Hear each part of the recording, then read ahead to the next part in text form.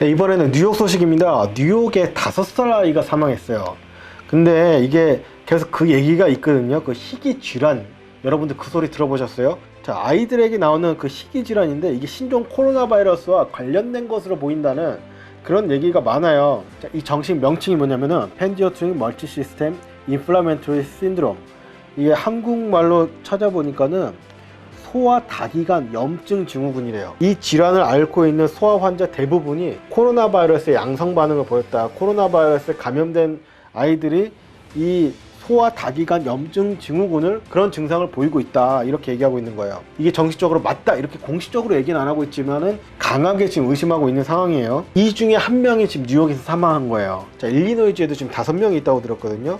근데 뉴욕에서 이게 굉장히 지금 빨리 번지고 있다. 이 관련된 기사를 보니까는 엊그저께 뭐 7명, 8명 이렇게 얘기했는데 오늘 지금 방금 나온 기사예요. 자, 뉴욕 지역만 73명, 지금 73명이 이 질병에 걸린 걸로 지금 보고됐대요.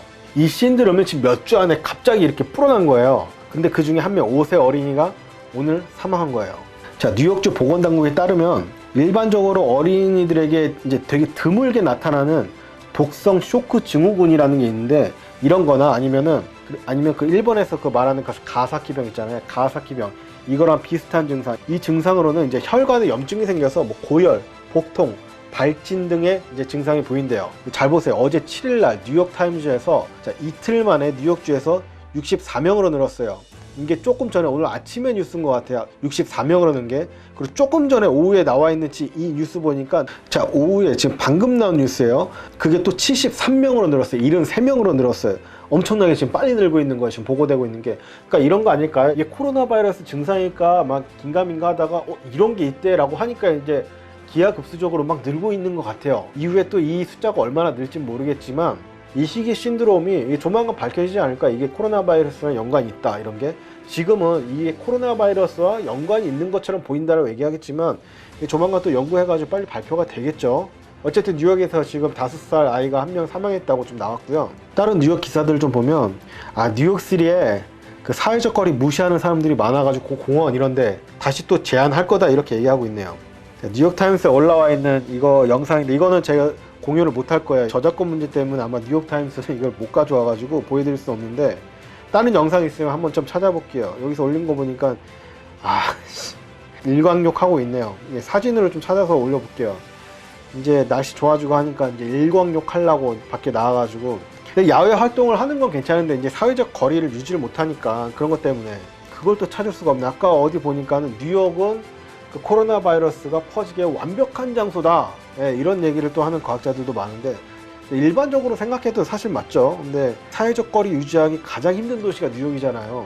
확진자 숫자, 사망자 숫자 점점 커지니까 이 숫자에 둔감해지면 안 됩니다, 진짜.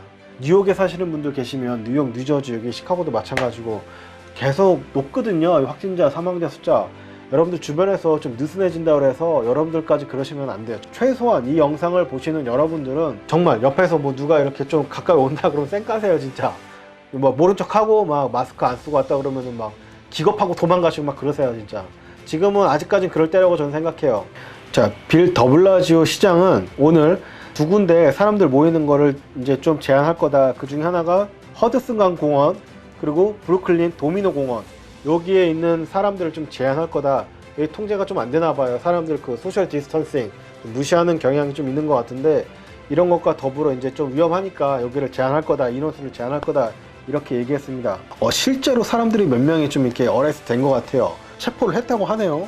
트위터에 올린 거 보니까는 우리는 지금 계속 이거를 잘 지켜야 된다. 그리고 뉴욕 PD는 이 사람들을 이거 어레스트 할 수 있대요. 체포할 수 있대요. 그 소셜 디스턴싱 안 하게 되면. 그리고 대부분 사람들이 이 소셜 디스턴싱을 잘 하는데 오직 몇백 명만이 이 6주 동안 그런 걸 좀 무시해가지고 이런 좀 이슈가 되고 있다, 이런 얘기를 트위터에 남겼습니다. 그러니까 계속 좀 잘 유지하자, 이런 얘기를 하고 있고. 실제 뉴욕은 오늘 확진자 숫자 3,000명 이상이에요. 아무리 줄었다고 하지만 뭐 3,000명 이상씩 확진자 나오고, 자, 216명, 확 줄었네요, 확실히. 엊그저께 또 갑자기 늘었다가 이제 좀 줄었어요. 좀 걱정되는 거는 사망자 숫자가 뭐 한 100명대로 떨어지잖아요. 그럼 또 이제 우리는 이제 거의 다 됐다, 막 이런 인식이 될까봐. 그래도 많은 거거든요. 자, 뉴욕이라는 지역이 좀 스페셜하기 때문에 이 확진자 100명만 있어도 이게 금방 퍼지잖아요. 여러분들 지하철 뉴욕 한 번 타면 끝이에요. 그냥 지하철 뉴욕 한 번 타고 뭐 아니 뭐 타임스퀘어 근처에 있는 어느 식당에 하나 들어갔다 그럼 끝나는 거야. 그냥 뭐 클럽에 한 번 갔다 그러면 끝나는 거잖아요. 사실 한국에도 확진자 계속 안 나오다가 누가 나왔는데 새로 나왔는데 뭐 클럽 갔다면서요.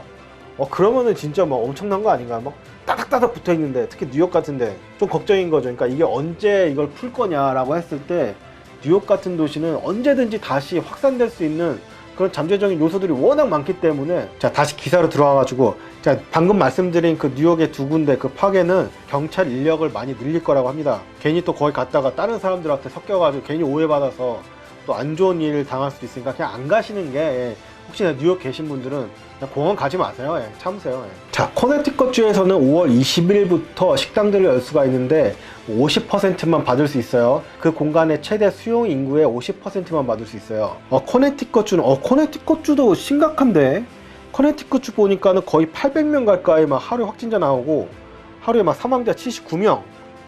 여기도 심각한데 빨리 오픈하는 것 같네요. 자, 커네티컷주를 좀 보면은 인구가 한 340만 명 정도 돼요. 한국 분들이 그렇게 많이 사시지는 않을 것 같은데 15,000명에서 한 2만 명 정도 많이 사시네요. 죄송합니다. 한국 분들 그래도 꽤 사십니다. 여기 커네티컷주 보니까는 5월 20일 날 개점할 수 있는 식당, 사무실, 소매점, 미용실까지 이런 데 다 50%만 이렇게 받을 수 있고, 자, 고객과 직원 사이, 고객과 고객 사이 6피트 이상 다 유지해야 되고요.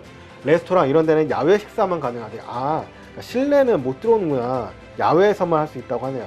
네, 바는 아직 열 수 없다고 합니다. 네, 사무실 직원들은 재택근무를 권장은 하지만 할 수는 있어요. 회의하거나 사람들 모이는 거 5명 이하로 제한한다고 합니다. 다른 주 소식들도 계속해서 좀 올리겠습니다.